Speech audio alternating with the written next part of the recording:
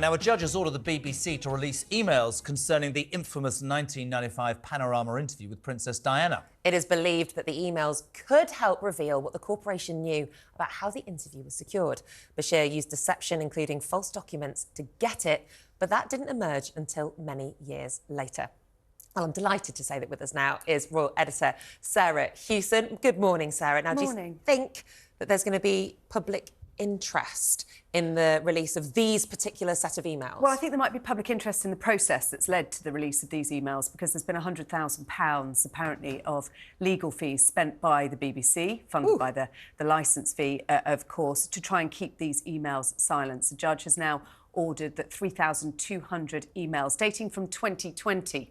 So this isn't about the immediate period around the Panorama interview, but this is much more recently about what current BBC bosses knew about what had happened at the time. This is a journalist called Andy Webb who put in a Freedom of Information request. It's taken 2 years to get to this point.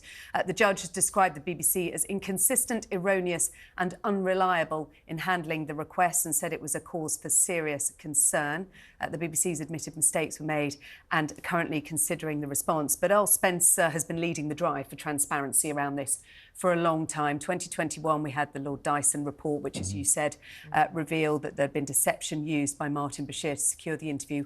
What Andy Webb is trying to find out is how much of a cover-up was there about the cover-up that took place Quite in interesting. 1995. Right. Most people would know what I think about the BBC, but actually it looks as if there's dirty fingerprints all over this. This isn't going to go away, is it? No, and the BBC is saying they're considering their response, so they're not automatically releasing those emails at the moment, but there are 3,200 that are due to be released. They are apparently about potentially keeping Martin Bashir away from public scrutiny in 2020, saying that he was too unwell to be interviewed, for example. Coming up to the 25th anniversary of Diana's death, a lot of interest, of course, in the Panorama interview.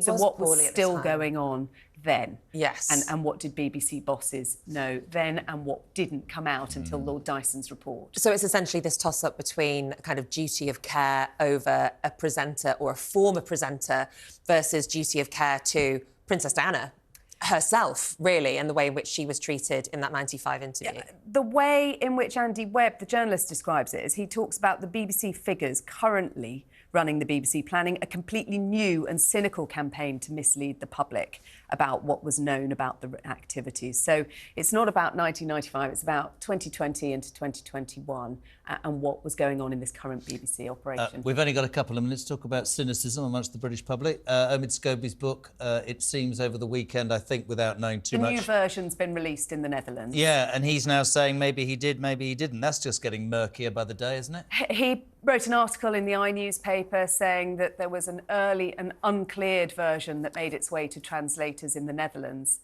it seems. So that, to me, looks like an admission that he wrote those names, even if he didn't. The lawyers said he couldn't put them out there. They found their way out there. The book's been reprinted in the Netherlands now, minus the names. Lots and lots of changes that have been made to the version. So it now more but only in the Netherlands, nowhere else. Well, it now more accurately represents the version that was meant to go out and has gone out everywhere else. But it's now on the shelves. But I think the original versions have been auctioned off for charity. For Kinsey thousands of pounds. Schofield told us, didn't she, at 6:45, America has 323 million people. It's sold 9,000 copies. That tells you everything, doesn't it? Yeah, I mean, I think as well, this isn't going to help sales, is it? Because it's publicity, but it's not the right kind of publicity about it, and it has got very murky indeed. And can you believe what is written on the page? Probably not. And we've only got about 30 seconds left, but I really want to talk about the royal Christmas card from the Waleses that they released this weekend. It's a black and white image of them in not very traditional royal attire, Jeans, I think it's fair to say. Shirts, trainers for the children as well. Yeah, this 10 was seconds. a portrait taken by Josh Shinner, his first portrait for the royal family. A big contrast to the King and Queen, who then released a picture in their coronation robes. Full regalia in colour. So I guess this is trying to say modern family. Modern, yeah, nothing says modern family like a background from the 80s and a black and white photo It does look like those Gloria had your Estefan. school photo Ladies, taken. I'm being shouted at. We have to go.